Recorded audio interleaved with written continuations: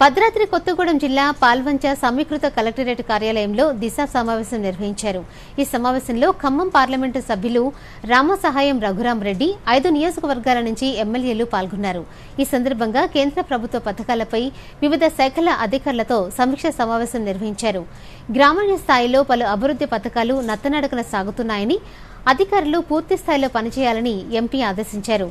వర్షాకాలంలో సీజనల్ వ్యాధులు ప్రబలే అవకాశం ఉన్నందున గ్రామస్థాయి నుంచి వైద్య శిబిరాలు ఏర్పాటు చేయాలని అన్నారు. భారీ వర్షాల నేపథ్యంలో లోతట్టు ప్రాంత ప్రజలను ఎప్పటికప్పుడు అప్రమత్తం చేయాలని చెప్పారు.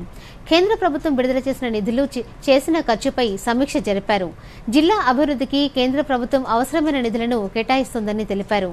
పథకాల అమలులో ఎలాంటి లోటుపాట్లకు తావివ్వకుండా అర్హులైన ప్రతి ఒక్కరూ లబ్ధి పొందేలా కృషి చేయాలని ఆదేశించారు. నేషనల్ హైవేస్, సన్నబియ్యం, ఇందిరమ్మ ఇండ్లు, వివిధ టాపిక్స్ పైన డిస్కషన్ జరిపాము. చాలా ప్రశ్నలు వర్క్స్ చురుగ్గా కావడం లేదనేది ఎమ్మెల్యేలు చెప్పారనమాట. దానికి ఇమ్మీడియట్గా విదిన్ 10 days రిపోర్ట్ ఇవ్వమని చెప్పాము. అదేవిధంగా టెండర్లు, ఫ్రెష్ టెండర్లు, పాత టెండర్లు క్యాన్సిల్ చేసి కొత్త టెండర్లు ఎప్పుడు ఇస్తారనేది కూడా ప్రశ్నించాము.